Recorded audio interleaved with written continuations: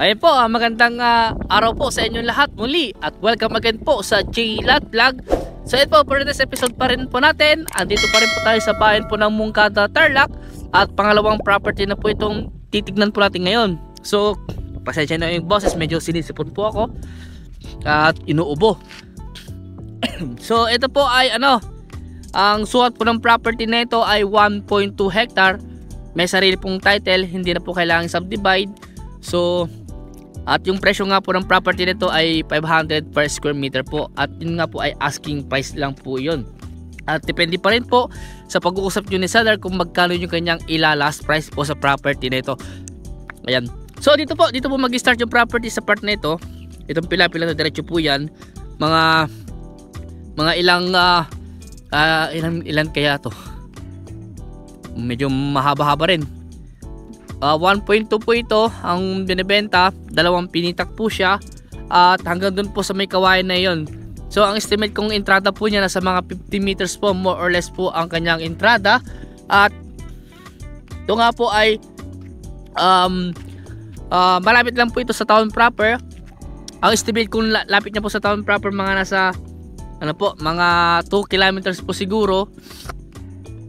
At ganoon din po sa sa MacArthur Highway, mga 2 kilometers po siya. So dito po may power line na, may internet connection na rin po. At sa harap po ng property, ayun po may na-develop na pong property ito. Ito po ay hindi po binibenta. Tapat lang po ng property. So ito po ay ginawang subdivision po ito. Gagawing subdivision. Ayan. So ito rin po, pwede nyo rin pong gawing subdivision to kung gusto nyo po. Pero yun nga po, yung area nga po lang niya is 1.2 lang po yung area niya. Medyo maliit po kung sa subdivision, pero mga ilang lote na rin po siguro yun kung isa-subdivide po natin. Mga pwedeng 50 square meter o 100 square meter po. Ayan. So ang layo po niya sa Manila, estimate ko mga 2.5 hour lang. O sabihin natin tatlong oras po, depende po sa flow po ng traffic. At ito nga po, along 70 road po siya. Medyo may mga bitak-bitak nga lang po yung daan, pero 2 lane po siya. Kasya naman po, sa lubong naman po, kasya po yung mga malaking truck din po dito. So hanggang dito po yung property sa part po na ito, so may pilapil na yan. At yun nga po ay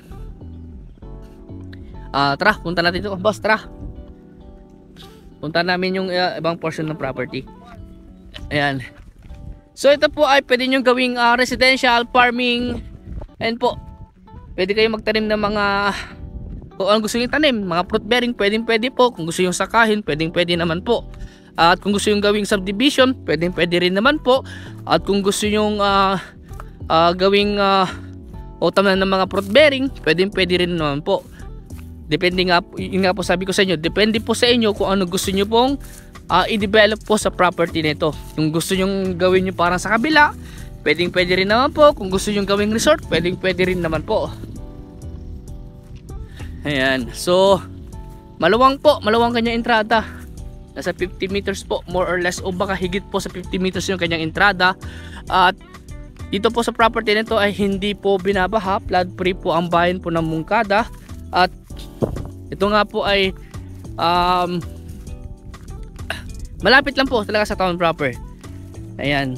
Sa Tiplex Anao, mga 10 minutes driving po siguro, o baka wala pa dahil isang bayan lang po yung kanyang pagitan. Ang po kasi Moncada, after ng Moncada po ay kung kakaliwa ka sa may kanto papuntang Anao na yon. So ayun po, susunod na na bayan, Moncada, Moncada tapos Anao. Tapos pag diniretso mo Paniki Tarlac na. Ayan. So located po itong property na ito dito po sa bayan po ng Moncada, Tarlac. Ayan po. At may mga mountain view po din po dito. Kitang-kita po itong bulubundukin ng Caraballo. At yung bulubundukin po ito ng Zambales sa part na iyan. Ayan po. Source of water po, ewan ko lang kung may nawasa na, boss. Meron na nawasa. Source of water po nawasa, pwede rin pong deep well. Ayan, kagaya po sabi lang property. Ang lakas po ng deep well nila, patubig po nila sa kanilang pananim na palay sa ngayon. Second crop po yan. Dito po ay mababaw lang po yung level po ng tubig dito. mga siguro sa mga isa o dalawa lang na boss, no? Dalawang tubo lang na mga detress yan. Hanggang down dyan. Ito palapil na ganyan. Kasi pag 1.2 boss, hanggang dito lang yan. Kaya nga, hanggang yun sa may paka na yan. Kasi ang isang hektarya 100 by 100 yan boss eh. Ang isang hektarya 100 by 100 meters, 100 meters yung kanyang length width. Ayun po, excuse me, pagpasensyahan nyo na po at ako po ay inuupo pa. Hindi na yata gumagaling yung upo ko.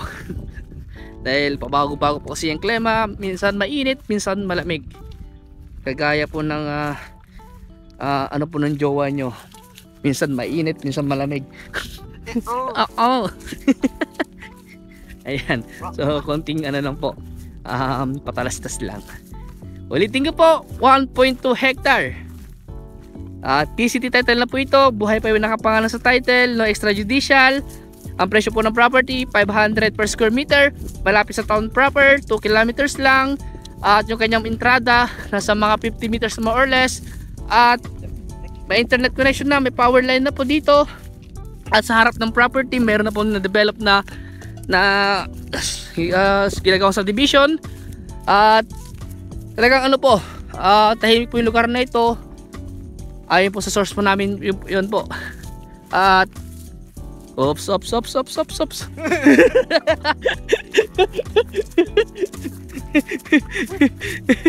Ano, bawal pa yung baka. Ilang po baka pa. Yung baka. So ayan po, kung may mga katanungan po kayo regarding po sa property na ito, tawag lang po kayo sa akin. At kung gusto nyo puntahan itong property ng personal, sasamahan po namin kayo para makausap nyo po yung mismong owner po ng property na ito. So hanggang dito po muna at maraming salamat po sa inyo lahat at God bless po.